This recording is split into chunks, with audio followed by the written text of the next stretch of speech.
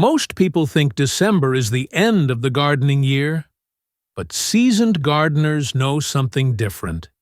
This month can quietly start your biggest winter harvest. Hey there, neighbor. I'm really glad you're here. If you're new to the channel, this is a space where we make gardening simple, gentle, and rewarding, especially for those who want fresh food without the heavy bending or long hours. Today, we're counting down the top 10 crops you can still plant in December. Hardy vegetables that grow through the cold and pay you back in late winter and early spring. And trust me, you don't want to miss this video. Crop number 10 is one that most gardeners overlook, but it might completely change the way you think about winter gardening. Let's get started. Now let's start with crop number 1, garlic. If December had a must-plant crop, this would be it. Garlic absolutely loves cold weather. It needs winter chill to trigger bulb formation. Without that cold spell, you get tiny bulbs, or sometimes none at all. December planting gives garlic exactly what it wants: cool soil, slow root growth, and a long winter nap that leads to big summer harvests. Garlic is perfect for older gardeners because it's a true set-it-and-forget-it crop. Once you plant it, you're basically done until spring. No bending every few days to check on it. No pruning, no spraying. Just plant, mulch, and let nature do the heavy lifting.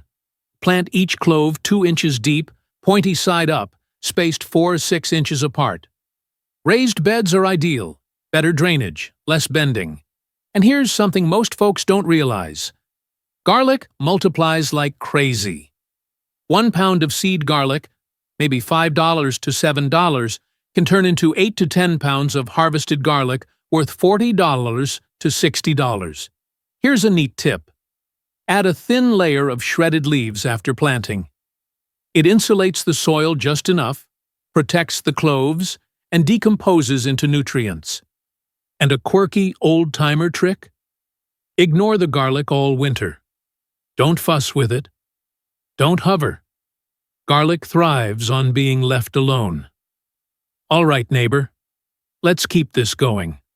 Next up is a green that actually gets sweeter when temperatures drop. Now let's move on to something lighter and fast-growing. Lettuce. December is a surprisingly perfect month for it. Cold temperatures help the leaves stay crisp and sweet, without that bitter edge that summertime lettuce often develops. And for seniors, lettuce is wonderfully easy because you harvest it leaf by leaf. You never have to dig the whole plant out. Just snip the outer leaves and let the center keep growing. To plant lettuce, simply scatter the seeds lightly, cover them with a gentle dusting of soil, and water just enough to keep the surface damp. A common issue people run into is planting the seeds too thickly, which makes the young plants stay small and crowded. And here's a comfort tip for your back and knees. Grow your lettuce in table-height containers. That way, you can pick fresh greens in the morning without bending down into the cold. All right, neighbor, let's move to the third crop. One of my personal winter favorites, carrots. Winter carrots are sweeter than summer carrots because the cold soil transforms their natural starches into sugar. It's one of the best tasting rewards you can pull out of the ground this time of year. For older gardeners, carrots are much easier when grown in raised beds or tall containers. No kneeling on frozen soil, no deep digging required. Just sow the seeds very shallowly, keep the soil evenly moist, and then cover the bed with 6 to 8 inches of straw. This simple layer of mulch keeps the soil soft enough that you can pull carrots even on cold days. Many gardeners make the mistake of adding too much fertilizer, which causes the roots to twist or split into strange shapes. And here's a slightly counterintuitive trick. Leave some of your carrots in the ground until early spring. After a few frosty nights, they become even sweeter. almost like nature glazed them with honey. Let's move on to our fourth winter-friendly crop, broccoli. This vegetable loves cool weather far more than people realize. December planting gives broccoli a slow, steady start, which often leads to tighter heads and better flavor. For older gardeners, broccoli is a great choice because once you set the young plants into the soil, most of the work is already done. You simply water, give it a bit of compost, and let the cold help it grow strong. One thing to watch out for is planting broccoli too close together. When the plants crowd each other, the heads stay small and never reach their full potential. And here's a helpful tip. After you harvest the main crown, don't pull the plant out. Broccoli will send out small side shoots for weeks, giving you bonus mini harvests long after you think it's finished. Now let's slide into another cold-loving classic, cabbage. Few vegetables handle winter as gracefully as cabbage does. The colder it gets, the tighter and sweeter the heads become. For seniors, cabbage is a forgiving crop because it doesn't ask for much. Just steady moisture, some mulch to keep the soil protected, and enough space to spread its leaves. A common issue with cabbage is letting the soil dry out completely, which can make the heads loose and tough. And here's a helpful little secret. If you gently twist the cabbage head when it's almost ready, you can stop the plant from splitting after a heavy rain. It's an old gardener's trick, but it still works beautifully. All right, neighbor, let's move to something with a little personality, arugula. This leafy green thrives in short winter days and cool temperatures. The cold actually softens its bite, making the flavor milder and more pleasant. It grows quickly, too, which is encouraging during the quieter months when everything else seems to creep along. For older gardeners, arugula is wonderfully simple. Scatter the seeds, cover them lightly, and keep the soil just moist enough. One mistake people often make is waiting too long to harvest. The larger and older the leaves get, the stronger and more bitter they become. If you want tender, tasty arugula, it's better to cut early and cut often. In fact, the more you harvest, the more the plant tends to grow back, almost like a little fountain of fresh winter greens. Let's step into something soft, delicate, and surprisingly winter-hardy, mâché, also known as corn salad. This little green is one of the gentlest crops you can grow in December. It actually prefers chilly weather and keeps its tender texture even when other greens freeze.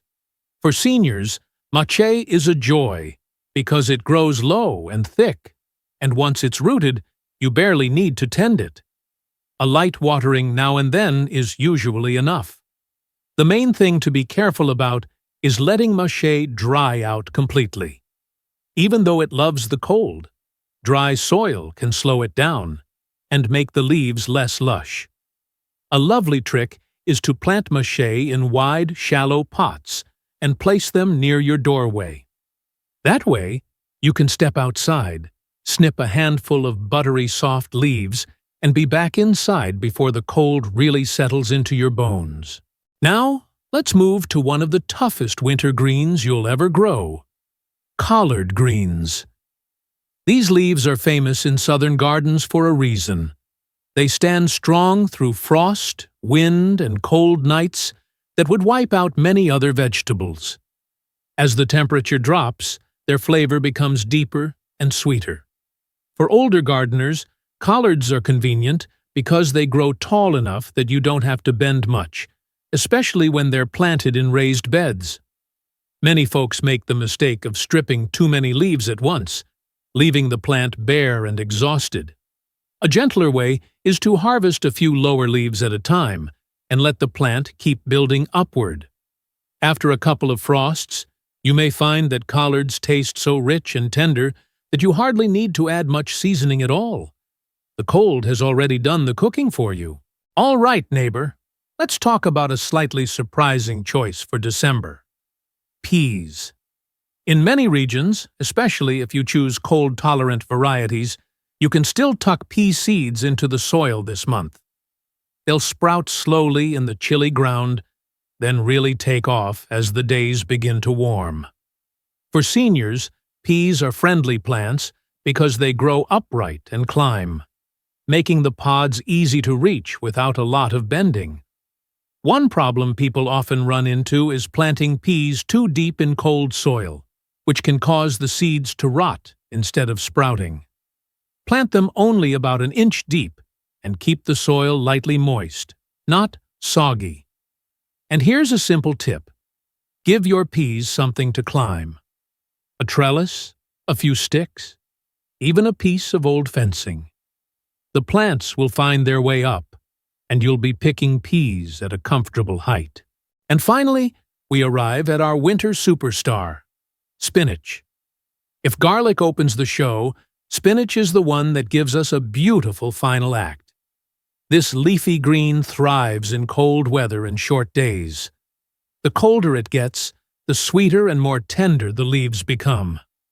Many gardeners don't realize it, but spinach often performs better in December than in spring. For older gardeners, spinach is wonderfully forgiving. It doesn't need deep soil or heavy tools, and it grows happily in beds, pots, and even window boxes.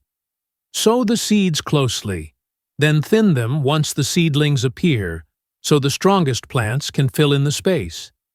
Spinach really dislikes drying out when it's young, so try to keep the soil gently moist.